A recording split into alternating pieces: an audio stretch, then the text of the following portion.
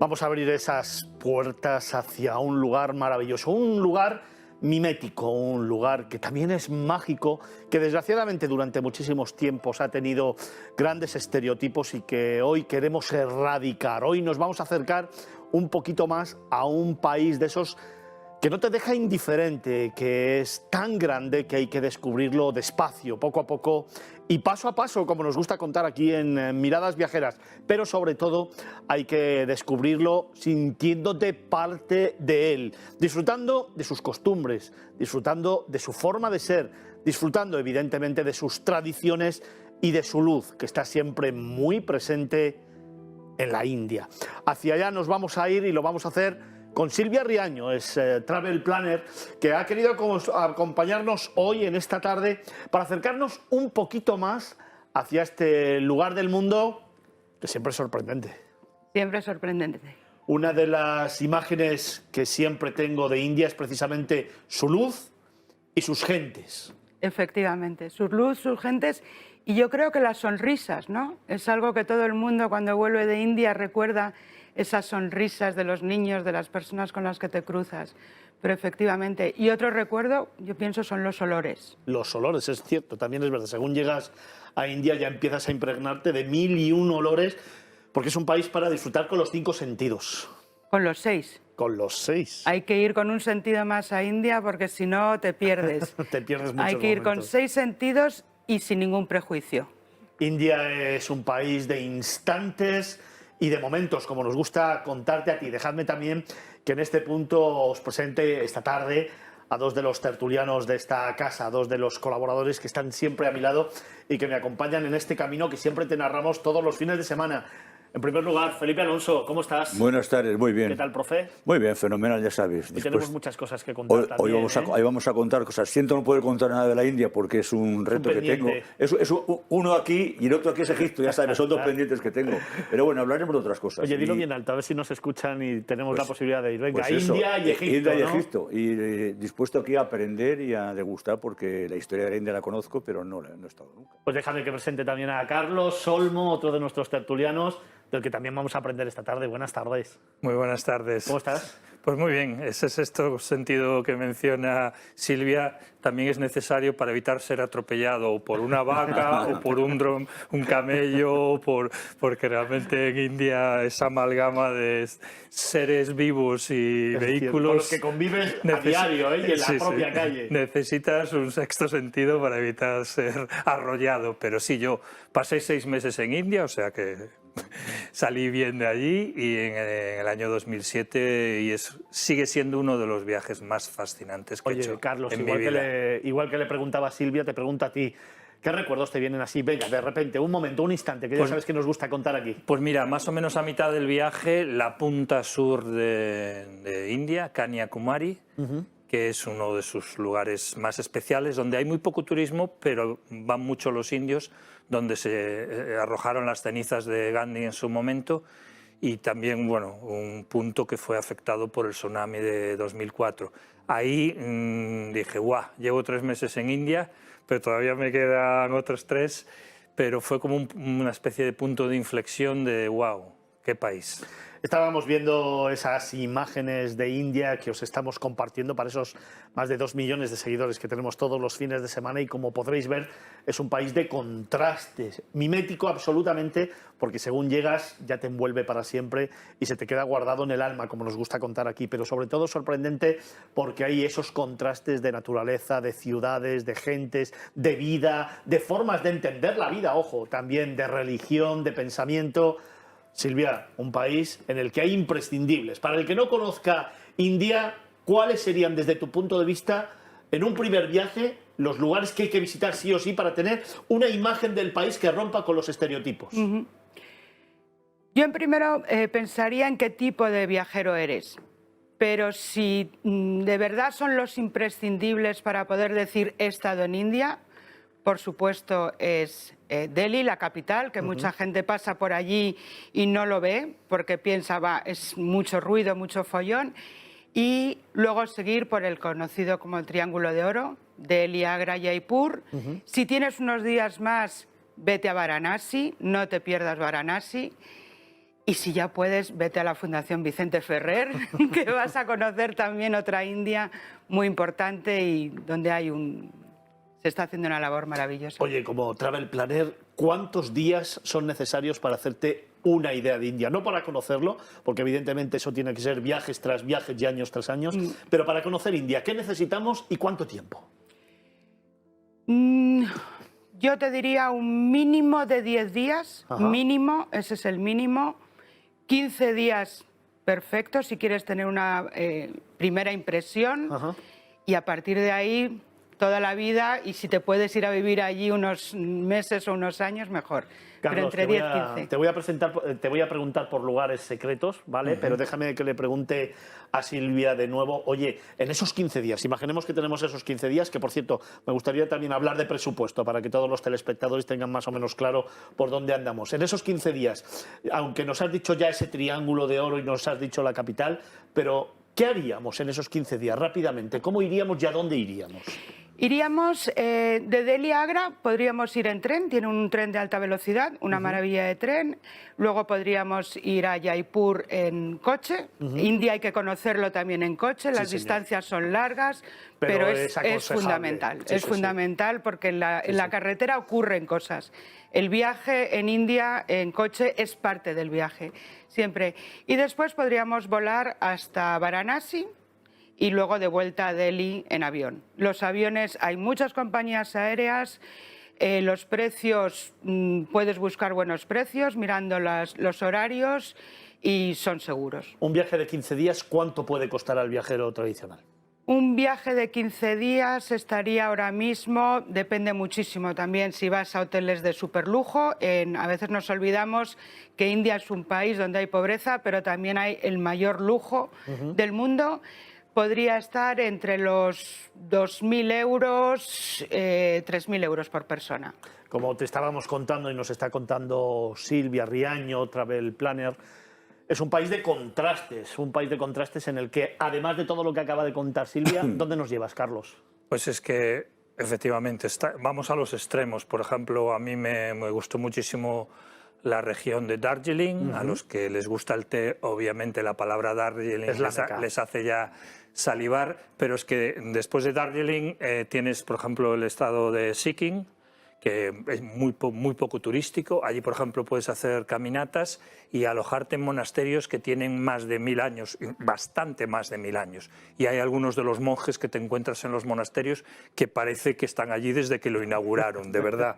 O sea, es que India te lleva, bueno, Varanasi, Benares está considerada la ciudad más antigua del mundo, más de 5000 años de historia, se pierde en el tiempo la historia. Pero es que luego hay experiencias increíbles de bien, pero difíciles, como el templo de las ratas. Un templo además al que no puedes entrar calzado. Y vas a estar caminando por ese templo y a tu alrededor vas a ver cientos y cientos de ratas que están pululando por ahí.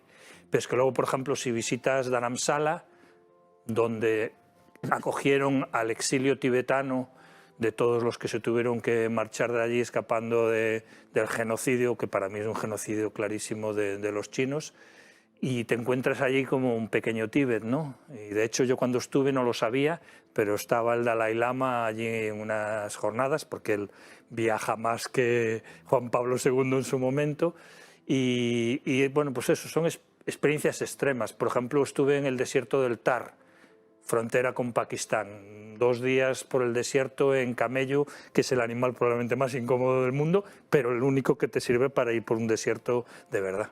Oye, Felipe, estábamos hablando de que India es un país de estereotipos, no lo conoces, pero ¿qué es lo primero que te viene a la cabeza? ¿Qué te gustaría? De lo primero que te viene a la cabeza, ¿qué te gustaría? Me gustaría bajarme del avión y morirme en lo que estabas comentando antes, los olores, colores, sabores, y mezclarme con la gente. Yo te digo que yo lo he estudiado bastante, me gustan mucho las religiones, y estudio la religión, sobre todo la Trimurti, y el lugar que más me gustaría ir, yo discrepo de todos vosotros, lo siento, me gustaría ir al Punjab, a ver a los Sikh. Ya sé que el Templo Dorado, el Templo no se puede visitar, pero yo creo que los Sikh tienen para mí una sensación especial. Pues te voy a dar envidia porque yo sí he estado en el Templo Dorado, he estado comiendo allí, que te invitan a comer, o te invitaban, y es una experiencia Sí, realmente única. una experiencia maravillosa. Oye, Silvia, hemos hablado antes de cuáles son los imprescindibles para una visita para alguien que no conoce India y que va a ir 15 días, que es lo que estamos hablando, unos 2.000, 2.500 euros, pero si el que conoce India se queda enamorado, por supuesto, y quiere volver, quiere redescubrir el país, ¿dónde le llevarías? Yo le llevaría, depende, hablaría mucho con él, porque un segundo viaje, cuando alguien se ha enamorado de India y quiere ir una segunda vez, es un reto, porque no puedes permitir que se desenamore del país. Yo le llevaría a un parque nacional, si le gustan los animales. India es un país donde hay un montón de parques nacionales muy importantes. Si no, le llevaría a estados menos conocidos, como puede ser el estado de Gujarat, un estado el único en el que hay leones de todo Asia, y tienes un desierto de sal. Y si es una persona un poco más, le gustó India pero no está seguro, le llevaría al sur a Kerala. Y en Kerala ya va a terminar enamorado de India, sí o sí. Y seguramente le llevaría al templo de Madurai, que para mí es una de mis ciudades favoritas y es un templo realmente impresionante. Ya hace un momento hablabas precisamente de seguridad. Vamos a romper otro estereotipo, ¿no? India es un país seguro en el que poder disfrutar de un tiempo, de unas vacaciones en completa libertad. Absolutamente. Yo he vivido 10 años en India y a mí me asombraba cuando la gente dejaba el móvil y el bolso encima de la mesa y se iban a bailar. Y yo era la única que me llevaba el bolso y el móvil y me decían, ¿pero por qué? Digo, ¿pero no te lo van a robar? Dice, no, hombre, hay que tener cuidado, hay que ser sensato, como en todos sitios, pero es muy seguro y especialmente para los turistas. Vamos a romper también otro estereotipo, el de la pobreza. Evidentemente hay pobreza y se ve claramente en muchos barrios y en muchas ciudades, pero también es verdad que es un país de contrastes, como en cualquier otro lugar, donde vamos a encontrar el extremo totalmente opuesto. Yo siempre digo que India es un país muy rico con gente pobre, a diferencia de África, Qué bueno. que Sí, es señor. muy pobre con gente muy rica. Es verdad que hay pobreza, lo ves además, es mucho más impresionante en las ciudades, como en todos sitios, cuando ves pobreza en las ciudades. En el campo esa pobreza no la ves, está ahí, pero no es con lo que te vuelves cuando vuelves de India. La gente cuando va a ir a India te dice, claro, pero voy a ver pobreza, suciedad.